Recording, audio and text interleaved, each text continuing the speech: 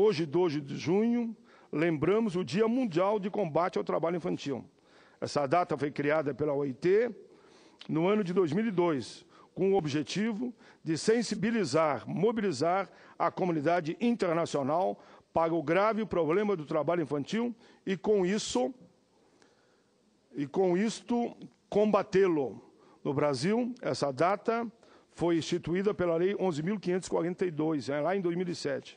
Falar do trabalho infantil é sempre muito penoso para alguém, senador como nós, que temos dedicado grande parte da nossa vida à defesa dos direitos humanos e que possuímos, com certeza, sensibilidade suficiente para perceber o drama dessas crianças, que, como disse sempre Vossa Excelência, deviam estar na escola e que são obrigadas a trabalhar desde a mais tenra idade, muitas vezes em atividades insalubres e perigosas, a troco de migalhas para os pais.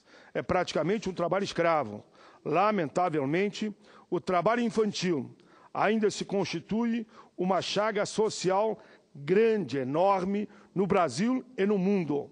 De acordo com uma análise abrangente dos direitos das crianças em 190 países, publicada recentemente pelo Centro de Análise de Políticas Mundial da Universidade da Califórnia, em Los Angeles, em 2014, cerca de 168 milhões de crianças em todo o mundo ainda estão envolvidas em alguma forma de trabalho infantil. Veja bem, este centro de análise na Califórnia, a UCLA, em Los Angeles, em 2014, cerca de 168 milhões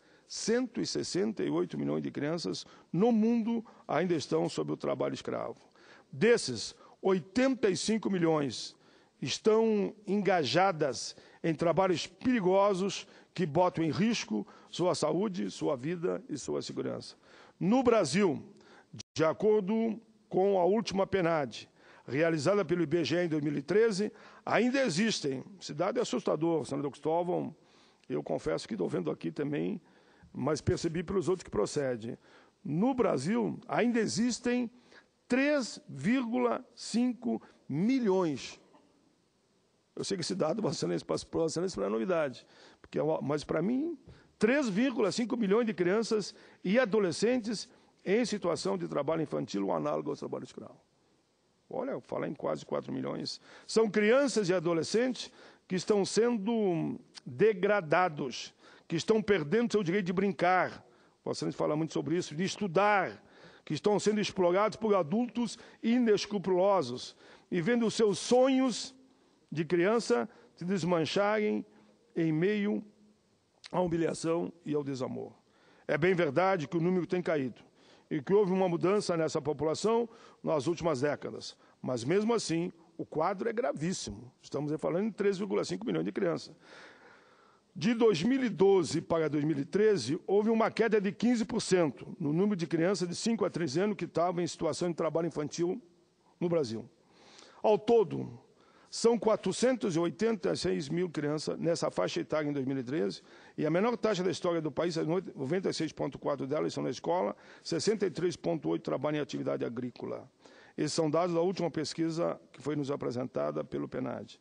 Não podemos ser ingênuos. Não podemos imaginar que vamos acabar rapidamente com o trabalho infantil sem combater algo mais perverso, mais cruel, o tráfico internacional de seres humanos, que também mata, sequestra, rouba as nossas crianças para, a nível internacional, os órgãos serem vendidos, ficam à disposição da exploração sexual e outros trabalho escravo, e muito poucos que, de fato, ficam na mão de famílias que adotam eles, querendo ser efetivamente seus pais adotivos.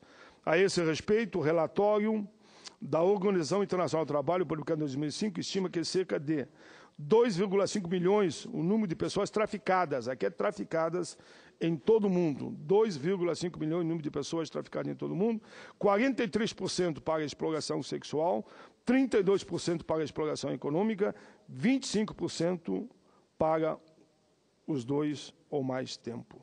No caso do tráfico para a exploração econômica, a negociação de trabalhadores rende por ano cerca de 32 bilhões a esses bandidos em todo o mundo. Esses números apesar da defasagem do tempo, deixo bem clara a gravidade do problema.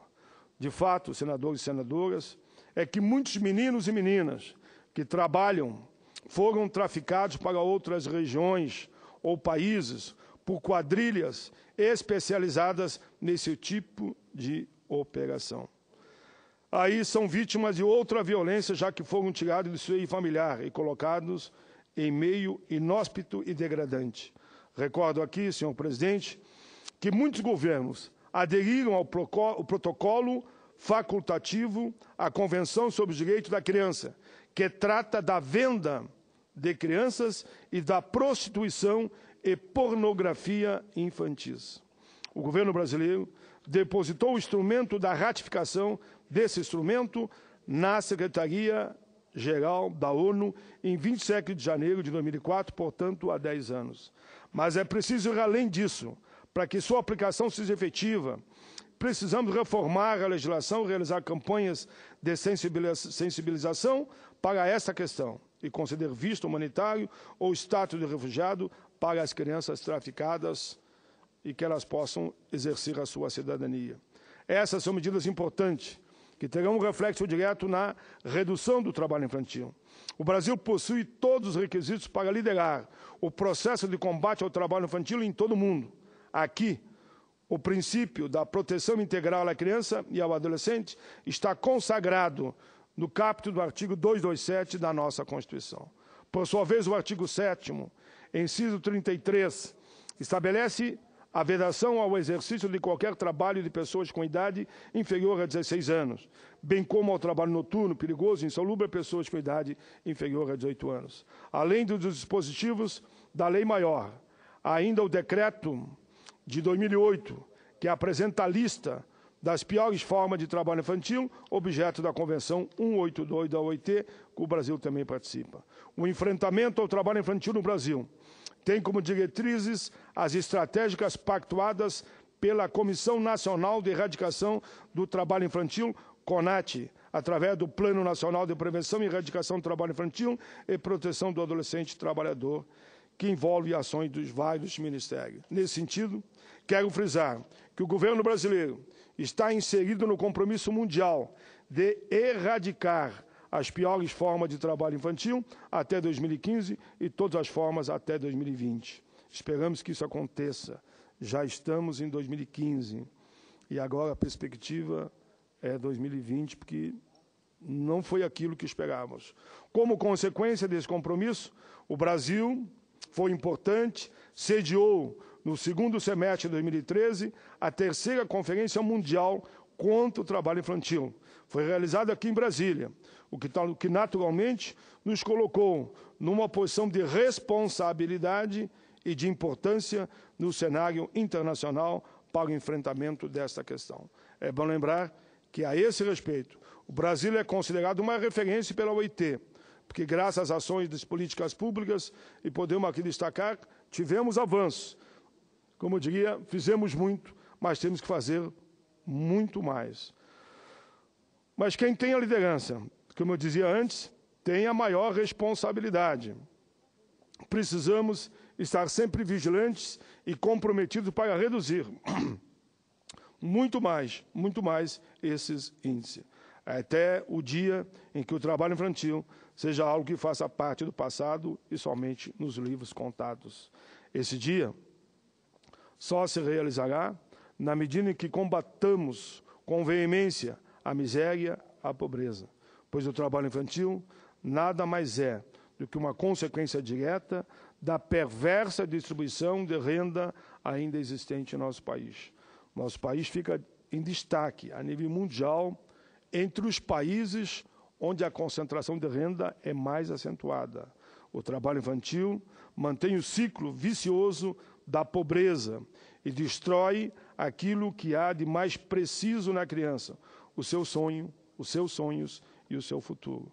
Senhor presidente, aproveito a ocasião, estamos falando do trabalho infantil, para lembrar que no dia 4 de junho celebramos o Dia Mundial contra a Agressão Infantil, instituído pela ONU em 1982, com o objetivo de conduzir a comunidade internacional a uma reflexão sobre essa questão. Com o slogan, se eu depender de Vossa Excelência e também desse senador, lugar de criança é na escola. Não podemos nos esquecer de que o trabalho infantil é também uma forma de agressão à criança e ao adolescente, ao lado de outras formas de agressão vergonhosas, física, psicológica, social, sexual e, naturalmente, as agressões, que aqui já comentei. A porta de entrada para o fim da agressão infantil é a denúncia. Hoje, a sociedade brasileira conta com o serviço de Disque Denúncia Nacional de abuso e exploração sexual contra criança e adolescente, instituído em 1997. O Disque Denúncia, Disque 100, Disque 100, Disque 100, Disque 100 é um serviço de descagem direta e gratuita, disponível para todos os estados brasileiros. Então, você que nesse momento está ouvindo, assistindo pela rádio ou vendo pela TV Senado, guarde esse número, Disque Denúncia, é o Disque 100, é só discar, ligação gratuita, Disque 100.